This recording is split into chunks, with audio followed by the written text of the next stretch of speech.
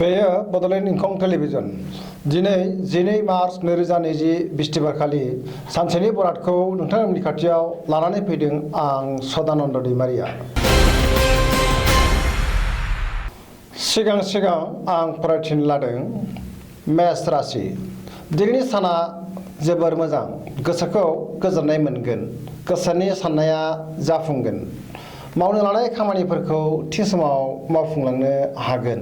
समाजाव मान सन्मान मोनगोन, रांखावरियाव जोबोर मोजां, फालांगियावबो मोजां मुलाम्फा मोननो हागोन,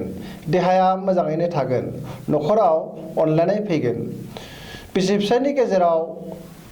सोमोन्दोफ्रा मोजाङै थागोन, गोसोजों गुबुनजों मोजां सोमोन्दो लाखिनो हागोन, सेंग्रा सिख्लाफोरा मोजां खौरां मोननो हागोन। वृष राशि। दिनैनि साना जोबोर मोजां, गोसोनि बोलोआ बांगोन, गोसोखौ गोजोननाय मोनगोन, सोरबा गोजाम लोगोजों लोगो मोनलायगोन, न'खराव अनलायनाय फैगोन, बहाबा दावबायहैयोब्ला गोसोखौ गोजोननाय मोनगोन, रांखावरियाव जोबोर मोजां होनजायो, फालांगियावबो मोजां मुलाम्फा मोननो हागोन। फरायसाफोरनि थाखाय दिनै जोबोर मोजां सान, गुबुननि गोसोखौ बोनो हागोन, बहाबा दावबायहैयोब्ला जोबोर मोजां। मिथुन राशि। दिनैनि साना मोजां आरो गाज्रिनि गेजेरजों बाबेनलांगोन, देहाया मोजाङै थानाय नङा, जानाय लोंनायाव सांग्रां जानाया गाहाम, गोसोखौ गुलाय गुजाय मोनगोन, न'खराव अनलायनाय फैगोन, रांखावरियाव जोबोर मोजां, फालांगियावबो मोजां मुलाम्फा मोननो हागोन, बिसि फिसायनि गेजेराव मोजां सोमोन्दो थागोन, माबाफोर गोदान हाबा मावनो लादोंब्ला गुबुननि हेफाजाब लानांगोन। कर्कट राशि। दिनैनि साना मोजां आरो गाज्रिनि गेजेरजों बाबेनलांगोन, देहाया मोजाङै थागोन, साननाया जाफुंगोन, न'खराव नांलाय खमलाय एबा एना एनि फैनो हागौ, सोरनिबा सायाव रागा जोंफ्लांगोन, रांखावरियाव जोबोर मोजां, फालांगियावबो मोजां मुलाम्फा मोननो हागोन, बहानिफ्रायबा गोबां धोन मोनगोन, फरायसाफोरनि थाखाय दिनै जोबोर मोजां सान। सिंह राशि।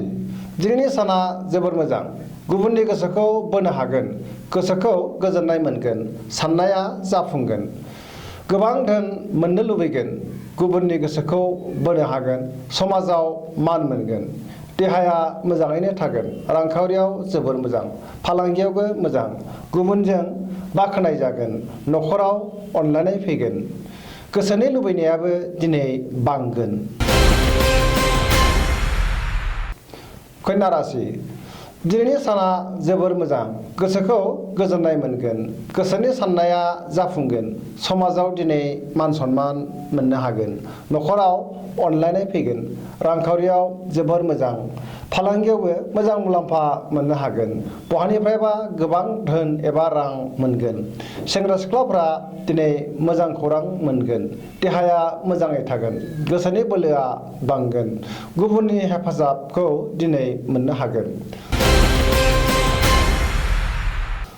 तुला राशि। दिनैनि साना मोजां आरो गाज्रिनि गेजेरजों बाबेनलांगोन, गोसोखौ गुलाय गुजाय मोनगोन, गोसोनि साननाया जाफुंनाय नङा, सोरनिबा सायाव रागा जोंफ्लांगोन, देहाया मोजाङै थागोन, रांखावरियाव बारा मोजां नङा, फालांगियाव मोजां नङा, न'खराव अनलायनाय फैगोन, गुबुनखौ बांद्राय दाफोथाय खाथार, सेंग्रा सिख्लाफोरा मोजां खौरां मोनगोन, फरायसाफोरनि थाखाय दिनै जोबोर मोजां सान। वृश्चिक राशि।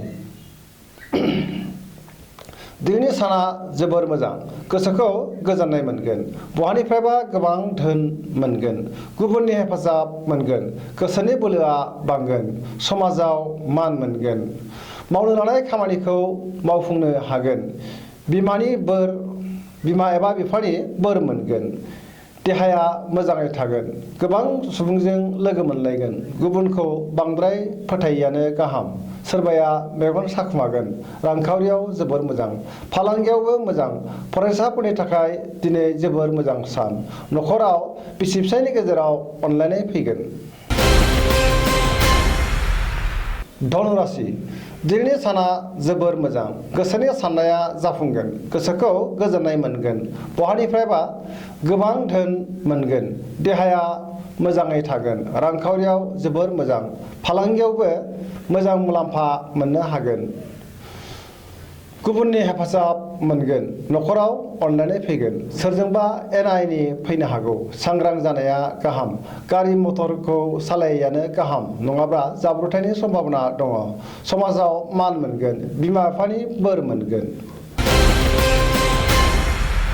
मकर राशि दिनैनि साना मोजां आरो गाज्रिनि गेजेरजों बाबेनलांगोन गोसोखौ गुलाय गुजाय मोनगोन साननाया जाफुंगोन रांखावरियाव जोबोर मोजां फालांगियावबो मोजां मुलाम्फा मोननो हागोन न'खराव अनलायनाय फैगोन समाजाव मान सन्मान मोनगोन देहाया बारा मोजां थानाय नङा गुबुनखौ बारा दाफोथाय खैफोदाव खोख्लैनो नाजागोन फरायसाफोरनि थाखाय दिनै जोबोर मोजां सान कुम्भ राशि दिनैनि साना जोबोर मोजां गोसोखौ गोजोननाय मोनगोन